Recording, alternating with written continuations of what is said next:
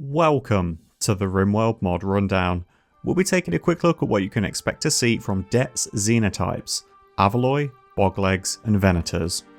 For starters, you'll need to own the Biotech DLC, and whilst these mods will work without any additional workshop content, if you want one of the additional weapons, you're going to need the Athena framework and Harmony. A 3-in-1 for you today, as unlike Dett's Stoneborn, these Xenotypes don't have a supporting style and a vast item pack to go with them, making them a lot quicker to cover. If you're looking to venture outside of just using vanilla expanded or alpha mods for your additional Xenotypes, but you still want that high level of quality, balance and aesthetic that fits with the standard game, these all fit the bill. If you're using any of these Xenotypes, you'll find them turning up with both the civil and rough Outlander factions, as well as the standard and cannibal versions of a pirate gang, so make sure you're including these factions at world generation if you want easier access to recruit them. Otherwise, with standard world settings, they'll only show up in a civil Outlander faction, meaning you're unlikely to get any as prisoners unless you go out of your way to upset or abduct them.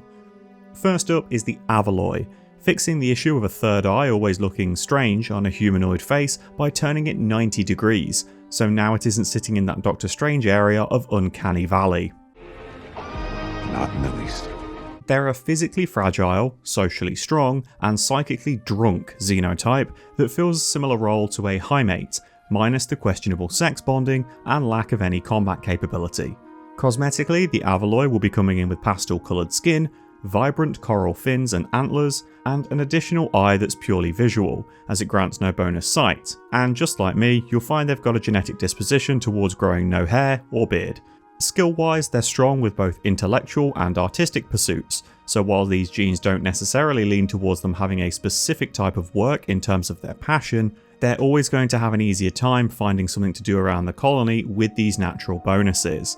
This is further aided by them having quick study, which gives an additional 50% bonus to the global learning factor, so even skills that they aren't passionate in still improve at a reasonable rate. Physically, you're going to find them a little lacking, due to the 3 genes of weak immunity, slow wound healing and tox weakness. This is going to keep them down a little longer after combat and increase the risk of any infections gained from poor quality TENs or spending too much time rolling around in the dirt with an open wound. The tox weakness will make them especially vulnerable to things like waster raids that can spam toxic grenades or use tox packs, as the build-up can down and kill them extremely quickly. It's worth keeping them away from these raids entirely rather than running the risk of putting them in the backline and them getting caught out by an unlucky grenade. This vulnerability also extends to things like pollution and rot stink, so you probably don't want them on toxpack hauling duty if you're corrupting a corner of the map, nor do you want them carrying bodies to the burn pile when things start to get a bit goopy. Socially, they're aided by being attractive, increasing everyone's opinion towards them, as well as boasting a high libido and also dead calm, stopping them from getting involved in any social fights and keeping their mental breaks limited to things like sad wanders or binges, rather than anything violent. Psychically, they can pose a nasty threat, being size sensitive as standard and being able to further supplement it by consuming alcohol, which they'll need to do as they are genetically dependent on booze. Like most dependencies, this sees them go into a deficiency state after 5 days, a coma after 30, and dying after 60 days without a drink. Jeremy, speak to me. Yeah. Fortunately, it also provides them immunity to an alcohol addiction, so they're able to get absolutely hammered as often as you need them to make use of that psychic inebriation buff. This buff provides bonus psychic sensitivity equal to the percentage of the alcohol effect, so a single beer, without taking any alcoholic tolerance into account, is going to provide 15% to the alcohol effect, which in turn provides 15% to psychic sensitivity, as well as 0.03% neural heat offset, with the heat offset being equal to around 1/5 of the psychic sensitivity bonus, if you can get where I'm coming from with the calculation anyway. Obviously, the difficulty with managing this buff comes in with controlling how quickly and severely the colonist gets drunk, as you don't want to be hitting blackout levels of consumption, nor do you really want the consciousness debuff from the hangover. Not only that, the random nausea caused by downing so much alcohol might be their downfall, so if you're chugging bottle after bottle in the hopes of stacking enough psychic sensitivity to try and cast a world-shatteringly powerful spell, you might have shot yourself in the foot, when the Avaloi can't channel for that long without taking a quick bath break. You get one new bit of gear with this mod too, the tri-lens glasses. These can be worn by anyone, with the third lens just sitting harmlessly on other Xenotypes' foreheads. It costs just 12 steel to make, and these glasses can easily be worn alongside things like a simple helmet or a cowboy hat, providing a tiny amount of additional armour for the eyes, as well as increasing social impact by 10%. You'll always have these glasses unlocked too. They aren't linked to a specific research project and can be produced at a tailoring bench. Next up is the Boglegs, delightful fellows that are my kind of scum.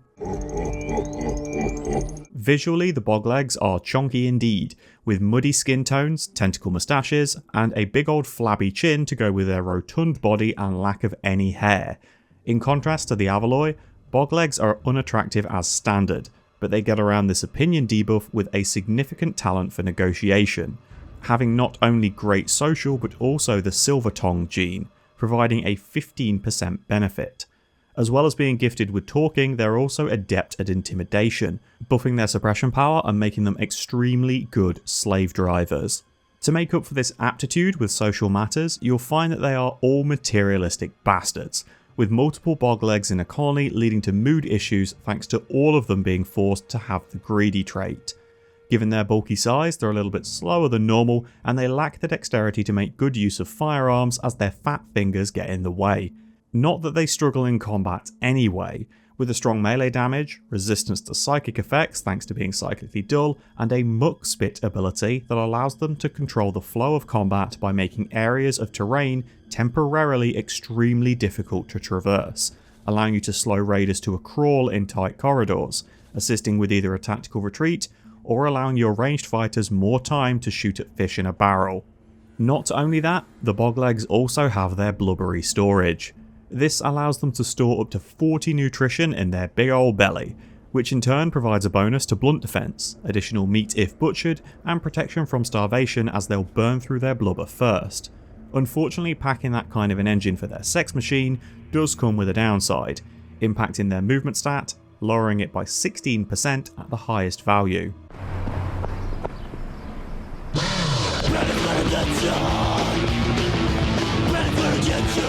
Finally, from their genes, you'll find that they're more resistant to warm temperatures and illnesses, with a nice heat tolerance and a strong immunity.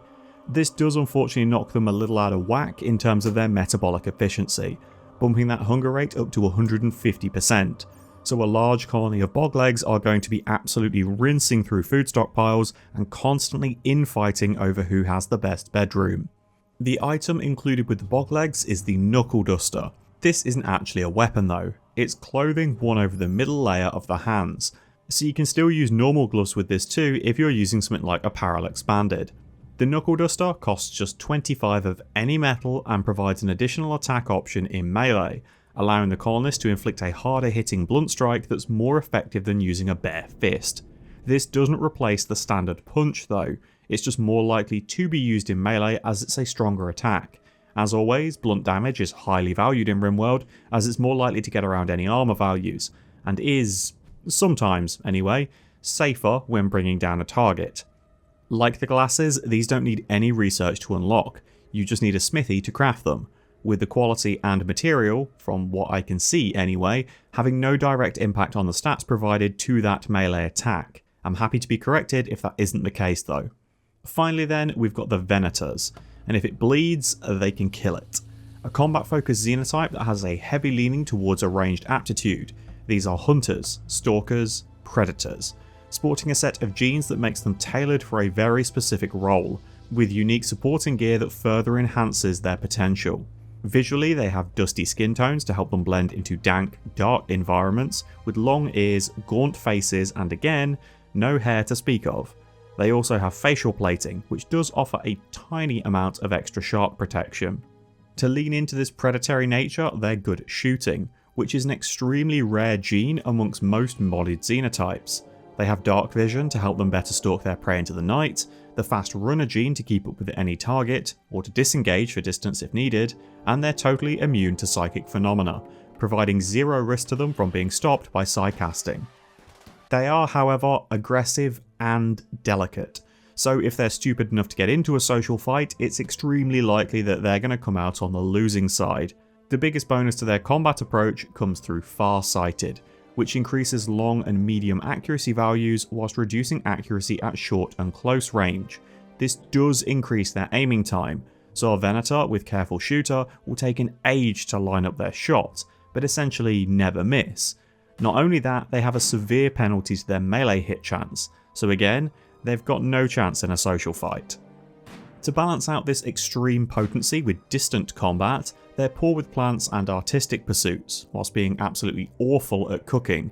This is because they've never had the need to cook their prey before, with the strong stomach and robust digestion combo that allows them to get incredible value out of eating raw meat with zero risk of food poisoning. Not only that, whilst they may be an awful cook, they do make for damn good butchers, increasing the efficiency and speed that corpses are processed, whilst also providing a small boost to their hunting stealth. You'll need something like Work Tab to split out the cooking job if you want to make the best use of this though, or you're going to need to name specific colonists in work bills to keep the Venator doing just butchery and not trying to get involved with making meals. It's not even pink, this is raw! And Coop has delivered undercooked salmon. Finally, they're sleepier than normal, with a tolerance for warmer climates and a weakness to the cold. While they're a little hungrier than normal, it isn't as bad as the Boglegs. And finally, they have an ace up their sleeve, Paralysing Fangs. This provides the Venator with an active ability on a 10-hour cooldown that injects the target with a paralysing venom, knocking them down, harmlessly, for up to 12 hours. This is, understandably, extremely dangerous for the Venator to make use of, with potentially massive upsides if you can make good use of it. They're a fragile race that does not want to be in melee combat, with an ability that needs to be close enough to put their face against the target. But if you can manage to do this, and survive, you can take basically anyone you want without risk.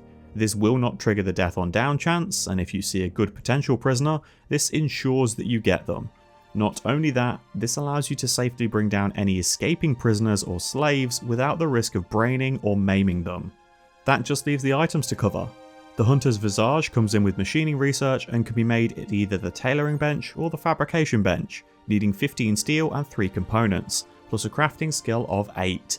This covers the entire head but offers no armour or temperature protection. It's purely a stat offset piece of gear, granting 15% additional hunting stealth, 50% more toxic environment resistance, 5% extra pain shock threshold, and 110% suppression power. So probably not something you're going to be jumping for joy about, but aesthetically it does look the part. Just like the glasses, anyone can wear this. Now if you're using the Athena framework, you'll have the final bit of gear as well, the Precision Long Rifle. This is going to require the Farsighted gene to be equipped, with anyone lacking this gene unable to make use of the weapon.